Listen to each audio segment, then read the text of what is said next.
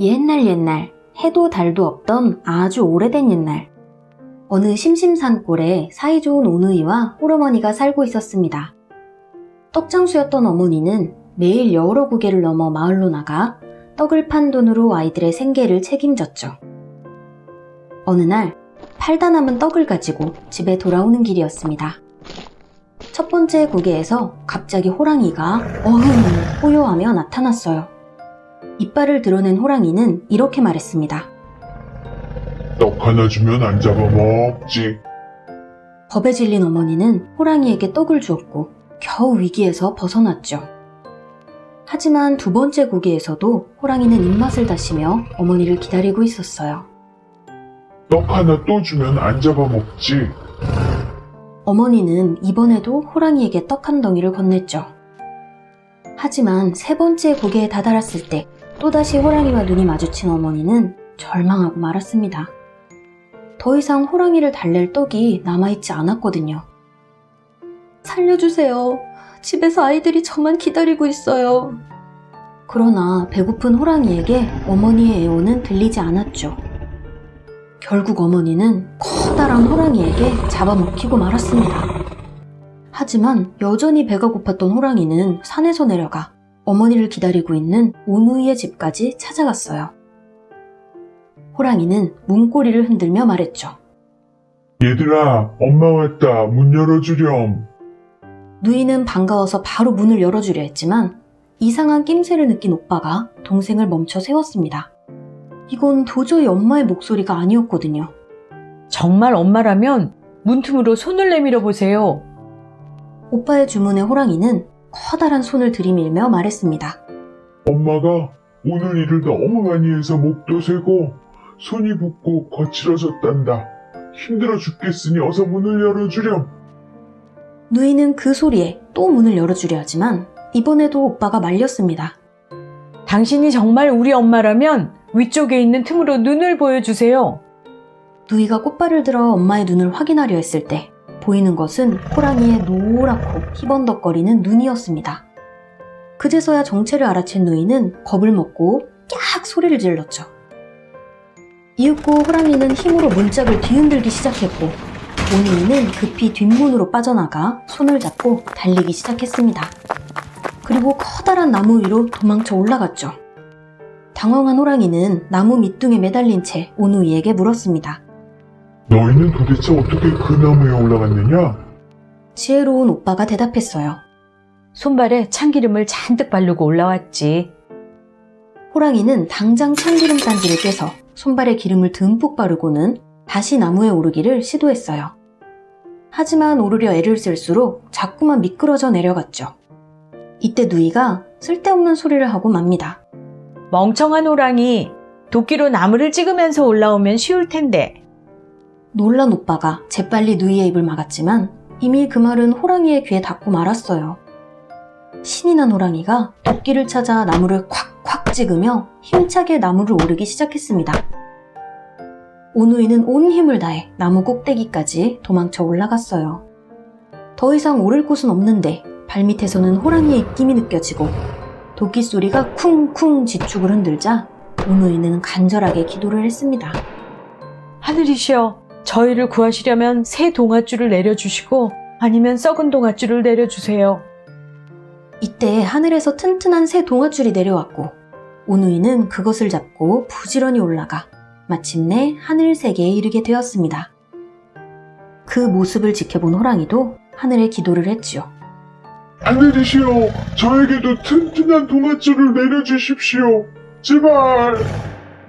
또다시 동아줄이 내려왔고 그 줄에 호랑이가 매달리자마자 기다렸다는 듯이 썩은 동아줄은 끊어지고 말았습니다. 결국 호랑이는 수수밭으로 떨어져 죽었고 그 자리에 호랑이의 피가 퍼져서 붉은 수수밭이 되었다고 하네요. 어머니를 잃은 오누이는 돌아갈 곳이 없어 하늘세계에 머물기를 청했고 하늘씨는 그들에게 해와 달의 역할을 맡겼답니다. 오빠는 햇님, 누이는 달님이 되었는데 며칠 후 누이는 초생딸이 되자 오빠에게 하소연을 했어요. 오빠, 밤은 너무 춥고 무서워. 내가 해님 하게 해줘. 착한 오빠는 누이의 말대로 해주었습니다. 해가 된 누이는 이제 모든 사람들이 자신을 바라보니 부끄러워 견딜 수가 없었대요. 그래서 자기를 똑바로 쳐다보지 못하게 하려고 일부러 눈이 부시게 만들었다고 합니다.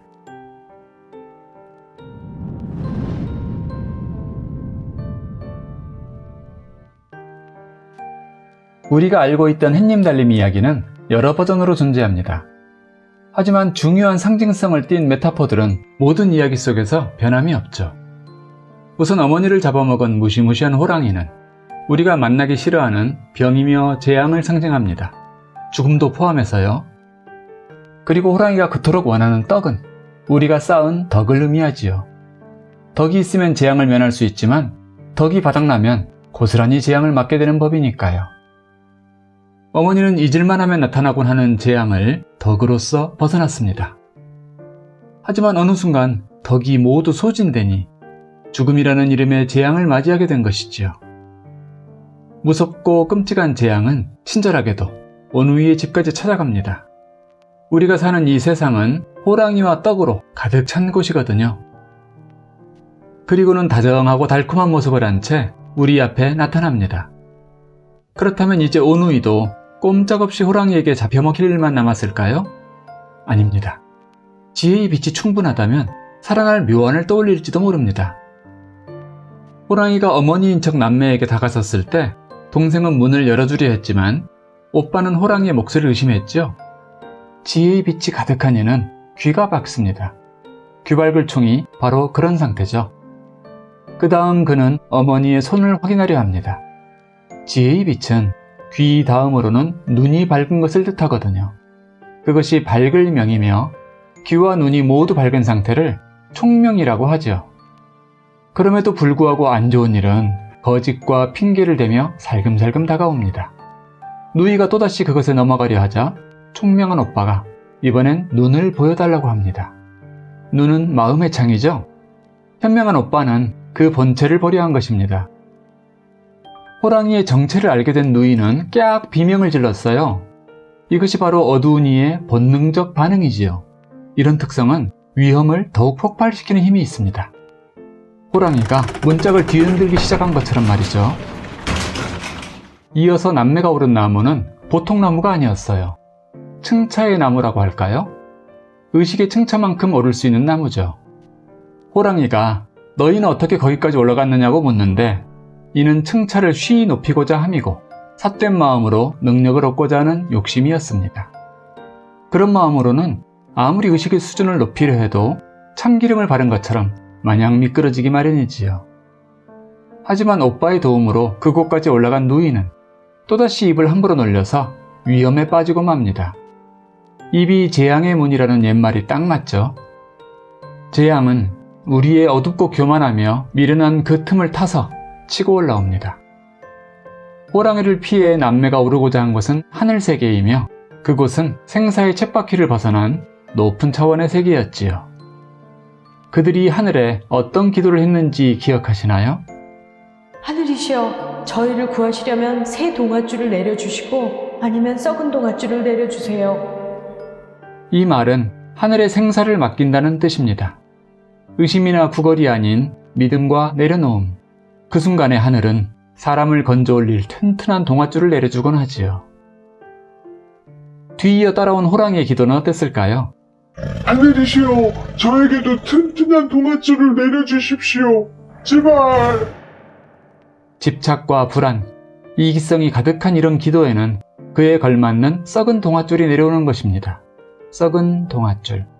그것은 어리석음, 즉 어리석음을 뜻하는 것이지요. 결국 하늘세계에 오른 오누이는 해와 달이 되는데 오빠는 광대한 지혜의 빛이 있었기에 햇님이 되었고 누이는 그 빛이 적었으므로 달님이 되었답니다. 이것은 꼭 저 태양이라는 항성, 달이라는 위성을 가리키는 게 아니겠죠? 태양같이 빛나는 존재, 달처럼 사랑받는 존재를 이릅니다. 하지만 어두운 이는 다시 불만거리를 찾게 되고 더 좋은 조건에 놓여진다고 해도 끝끝내 만족하지 못하곤 하지요. 이렇게 첫 묵화동화로 햇님 달님 이야기를 해보았는데요. 이 이야기는 우리 안의 밝음과 어두움, 재앙과 축복, 그 안에서 어떤 지혜를 바라며 살아야 하는가를 조망할 수 있는 이야기였습니다. 새롭게 듣고 싶은 이야기가 있으시다면 자유롭게 댓글 달아주세요. 이후 영상 제작에 참고하겠습니다. 감사합니다.